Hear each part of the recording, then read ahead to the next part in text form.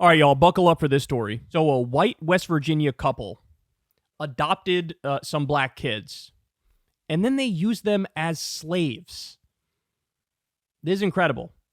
A wealthy West Virginia couple have been accused of forcing their adopted black children to work as slaves and live inside of a locked barn. Donald Ray Lance, 63 years old, and Jean K. Whitefeather, 62, of Charleston, West Virginia, pled not guilty on Tuesday to multiple new charges after their kids were found locked in a dilapidated shed after laboring on the surrounding farmland. The judge presiding over the case said the couple targeted their 5 kids, age 16, 14, 11, 9, and 6. Jesus Christ.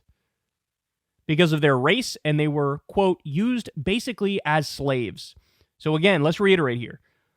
16-year-old, 14-year-old, 11-year-old, 9-year-old, and 6-year-old used as slaves. According to the original arrest report in October, the 16 and 14-year-old children were locked in the squalid 20 by 14 shed with no lights, no food, or running water, with a camera planted in the top left corner of the room. The children, who smelled of body odor, were found wearing dirty clothes with sores on their feet. After a wellness check was performed on the outhouse on Cheyenne Lane, which had no way of being opened from the inside.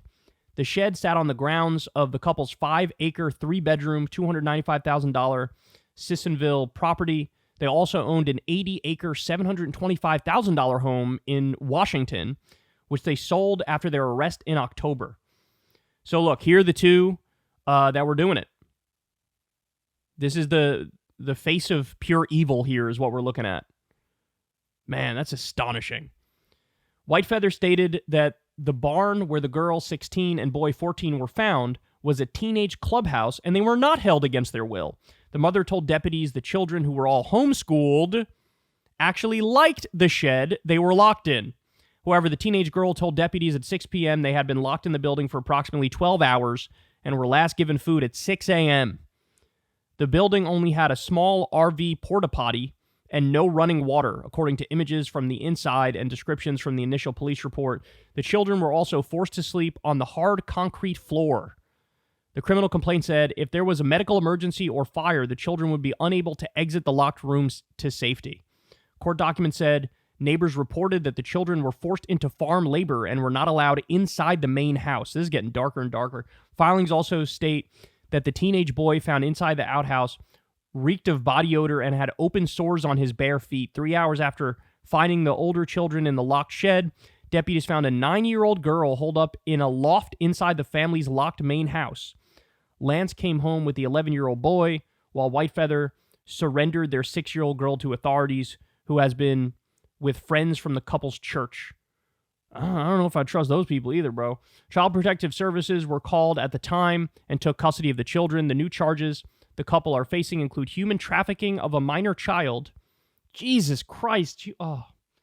Use of a minor child in forced labor and child neglect, creating substantial risk of serious bodily injury or death.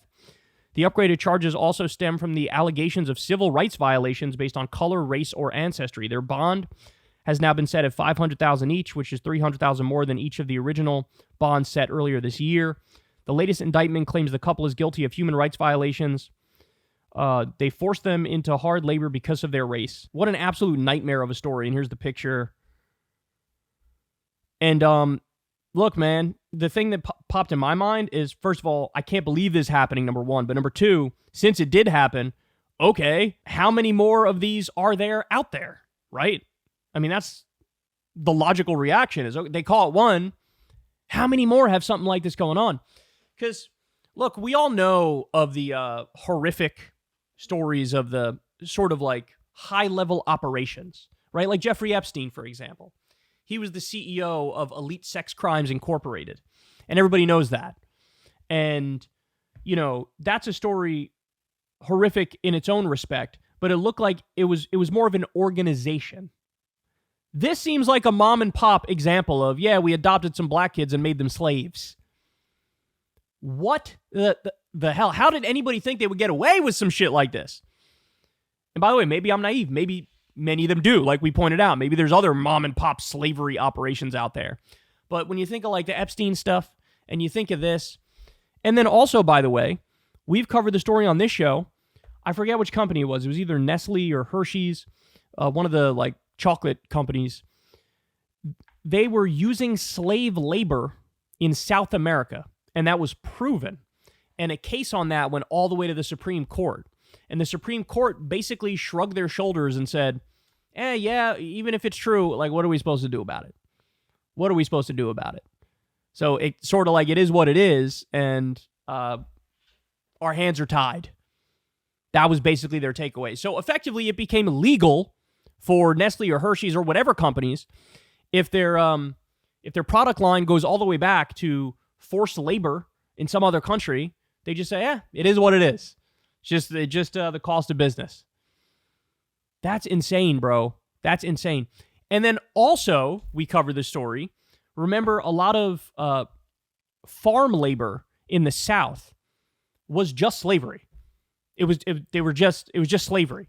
They would trick immigrants and bring them in, and then make them do forced labor, and then basically never give them their freedom, never grant them citizenship. And one of those rings was busted up by the feds recently. Again, this is something we covered probably a year ago or so. And so between the Nestle and Hershey's thing, between the story of, farm labor in the South in many instances being part of a slavery ring and human trafficking ring, and now you have mom and pop examples of it. Like, what the fuck? I think we all want to believe that, look, we've advanced in a lot of different ways, and we have in some ways, to be fair, of course. But it ain't as pretty a picture as many would have you believe, right? This ain't a fucking Disney movie. In many ways, we have a lot of the same horrors, and they're just hidden better, right? Or they're more advanced scams. And every now and then you get a little peek under the hood and a glimpse of what is actually going on in some places, and it reminds you of the hellscape that we live in. So real life slavery, mom and pop slavery in West Virginia in the year of our Lord 2024.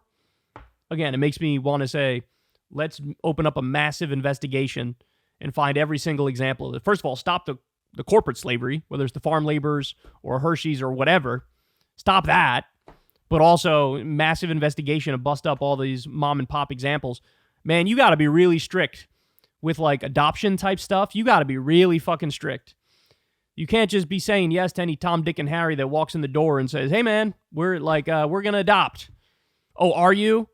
Man, you need to watch them like a hawk. You better have the local sheriff doing random searches every week or something, because, oh, what a nightmare. What a nightmare. These things are just ripe for abuse, bro.